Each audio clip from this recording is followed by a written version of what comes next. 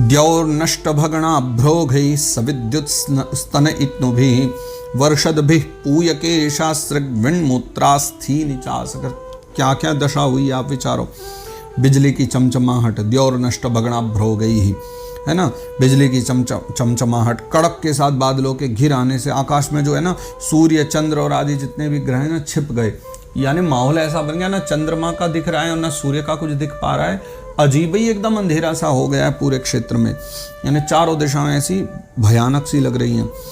और फिर क्या हो रहा है, ऊपर से सूर्य चंद्र आदि ग्रह नहीं दिख रहे हैं, बल्कि उनसे जो है ना निरंतर पीप, केश, रुधिर, विष्ठा, मूत्र, हड्डी, इन सब की जो है ना वर्षा होती अनुभव हो रही। ये सब रियल नहीं है, ये सब जो कुछ हो रहा है ये वास्तविक नहीं है। पिछले 2 श्लोक पहले हमने जो कहा ना कि वो मायावी अपनी माया के द्वारा ये सब दिखाना चाह रहा है, ये सब माया से चल रहा है, वास्तविक कुछ भी नहीं था। तो सब देवताओं को भी ऐसा ही दिखलाई पड़ रहा था।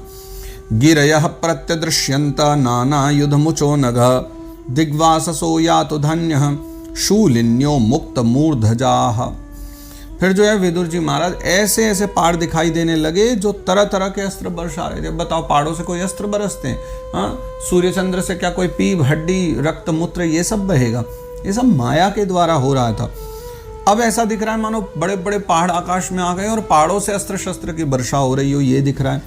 हाथ में त्रिशूल लिए जो है शूलिन्यो मुक्त मूर्धजा, हाथ में त्रिशूल लिए बाल खोले नंगी नंगी जो राक्षसियां हैं वो दिखलाई पड़ रही हैं, मानो राक्षसियां नंगी होकर हाथ में त्रिशूल लेकर के भागी चली आ रही हैं। ये सब माया के खेल हो रहे हैं।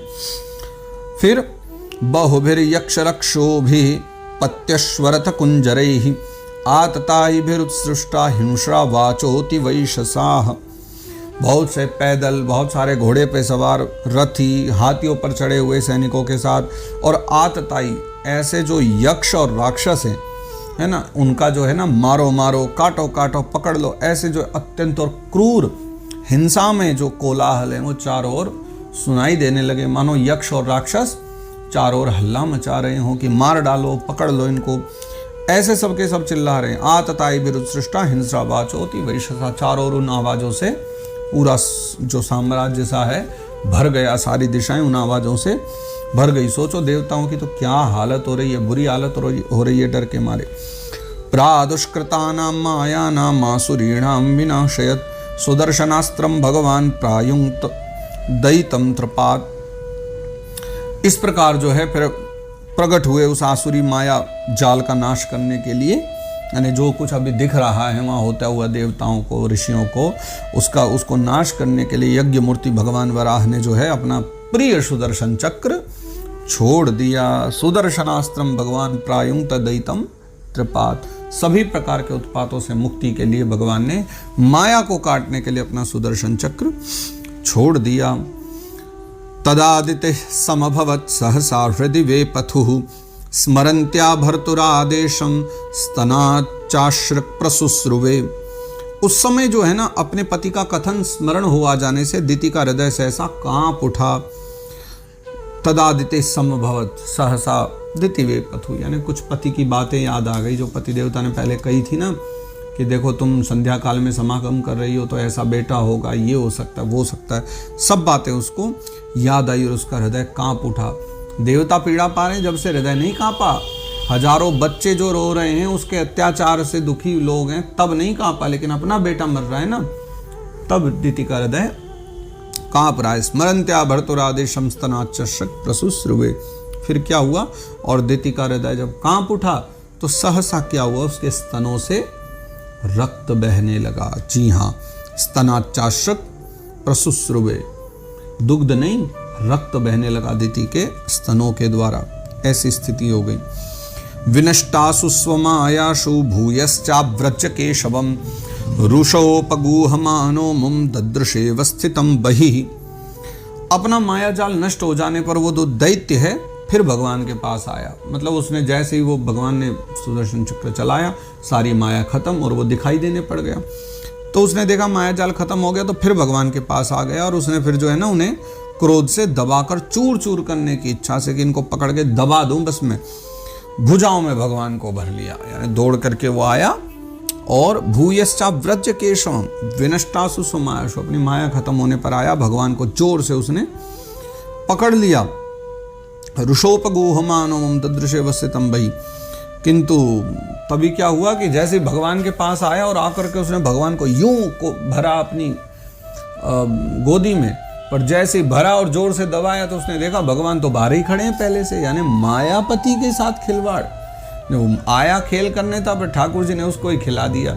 अब वो भगवान की माया देख रहा है कि उसने पकड़ा भगवान को, भगवान पहले से ही बाहर खड़े हैं। उसके कुछ समझ ही नहीं आ रहा कि अब ये सब क्या हुआ। तम मुष्टिभिर्विनिघ्नन्तं वज्रसारैरधोक्षजः करेण कर्णमूले हन यथा त्वाष्ट्रम मरुत्पतिः। अब वह जो है ना भगवान को वज्र के समान कठोर मुक्कों से मारने लगा, यानी उसने जो है मुक्के चलाने आरंभ कर दिए कि किसी प्रकार भी मुक्कों से भगवान को मारूं, ये सोच करके वो भगवान पर बार बार चोट करने लगा। पर क्या हुआ तब इंद्र ने जैसे वृत्रासुर पर प्रहार किया था ना, इंद्र वृत्रासुर की जो कथा, जैसे इंद्र ने वृत्रासुर को मारा था उसी प्रकार भगवान ने उसकी कनपटी पर जो है ना, यानी उसके गालों पर खींच के एक तमाचा मारा। अब तक तो युद्ध चल रहे थे, अब भगवान और खेल रहे हैं। कोरण कर्णमूले हन, कर्णमूले यानी स्पष्ट लिखा है कनपटी पे मारा। आप ये ना कहें मैं ऐसे ऐसे शब्द बोलता हूँ, भागवत जी में जो है मैं प्रयास करता हूँ वही अर्थ हम लोग देखते जाएं उसमें। कई बार तो यहाँ कुछ और अर्थ भी लिखा रहता है, हिंदी वाला अर्थ जो हम लोग पढ़ते हैं, लेकिन कुछ शब्द तो इतने प्यारे लगते हैं कि उनका मूल अर्थ ही बोलने में बड़ा अच्छा लगता है।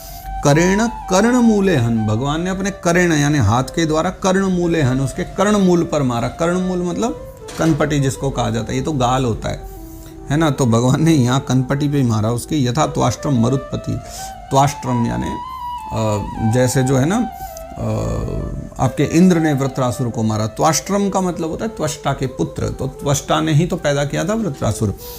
तो इसलिए जो है ना जैसे इंद्र ने वृत्रासुर को मारा, वैसे ही भगवान ने एक कनपटी पे यानी एक थप्पड़ उसको जो है जोर से तमाचा मार दिया।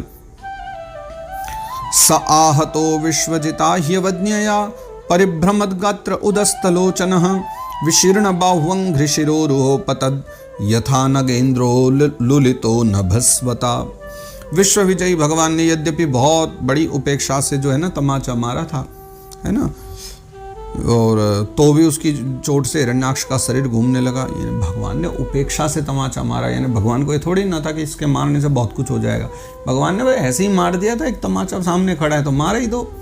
भगवान ने तो बड़ी उपेक्षा से मारा था तमाचा, लेकिन हुआ क्या, उसकी चोट लगते ही ना जो जैसे भगवान ने मारा तो उसकी चोट लगते ही परिभ्रमद गात्र उदस्त लोचनः, जैसे ही चांटा पड़ा शरीर घूमने लगा और उदस्त लोचन यानी नेत्र बाहर की ओर निकल आए। फिर क्या हुआ, विशर्ण बाह्वंग्र शिरोरुहो पतद, हाथ पैर और बाल जो है ना सब छिन्न भिन्न हो गए। निष्प्राण हो करके आंधी से उखड़े हुए विशाल वृक्ष के समान पृथ्वी पे गिर पड़ा। मानो भयंकर आंधी के चलने से कोई बड़ा भारी वृक्ष गिर पड़े, भगवान के एक चांटे में ऐसा निष्प्राण सा हो करके जो है वो गिर पड़ा नीचे। क्षितौशयानं तमकुंठवर्चसं करालद्रंष्टं परिदष्टदच्छदं अजादयो वीक्ष्य संशुरागता अहो इमां को नुलभेत संस्थितिम। फिर जो है ना हिरण्याक्ष का तेज अब भी लेकिन मलिन नहीं हुआ था, ये बात तो है। उस कराल दाढ़ों वाले दैत्य को दांतों से होठ चबाते पृथ्वी पर पड़ा देख वहाँ युद्ध देखने के लिए आए हुए जो ब्रह्मादि देवता थे ना उसकी प्रशंसा करने लगे। यानी भगवान का चाटा खा के भी जो अभी तक जीवित है, हो तो क्या निष्प्राण सही, पर अब भी क्रोध में होठ चबा रहा है, उठा ही नहीं जा रहा, हालत खराब हो चुकी है। तो ब्रह्मादि देवता भी उसकी प्रशंसा करने लगे कि भैया अहो इमाम कोनु लभेत संस्थिति, ये स्थिति भला किसको मिल सकती है ना, ऐसी अलभ्य मृत्यु किसको मिल सकती है। ठाकुर जी के हाथों से मृत्यु पाना ये सबके लिए सौभाग्य की बात नहीं है। तो ये अलभ्य मृत्यु भला किसको मिलेगी जो इसको मिल रही है। और कहते हैं यम योगिनो योग समाधिना रहो ध्यायन्ति लिंगादसतो मुमुक्षया तस्यैष दैत्य ऋषभ पदाहतो मुखम प्रपस्यंस्तनुमुत्ससर्ज।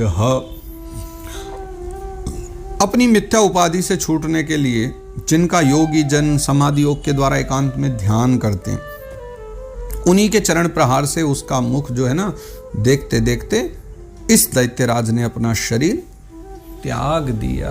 अब जो है यहाँ पर हिरण्याक्ष का वध हो जाता है। यम योगिनो योग समाधिना रहो ध्यायन्ते लिंगादसतो मुमुक्षया। मोक्ष की कामना लेकर के बड़े बड़े योगी जन योग समाधि के द्वारा ध्यायन्ते लिंगा, यानी जिनका ध्यान करते हैं जिन परमात्मा का, तस्यैष दैत्य ऋषभ पदाहतो मुखम प्रपस्यंस्तनुमुत्स सर्जः। उन्हीं सामने भगवान खड़े हैं और जो है भगवान का चरण प्रहार उसके ऊपर हुआ है और उसी समय जो है भगवान का मुख देखते देखते जो है दैत्यराज ने उत्ससर्जहा, उसी समय हिरण्याक्ष ने अपने प्राण त्याग दिए। भगवान का मुख देखा, चरण प्राप्त कर लिए, क्योंकि ठाकुर जी ने जानबूझ के चरण धर दिए उसके ऊपर और भगवान का दर्शन करते करते वो अपने प्राण त्याग देता है।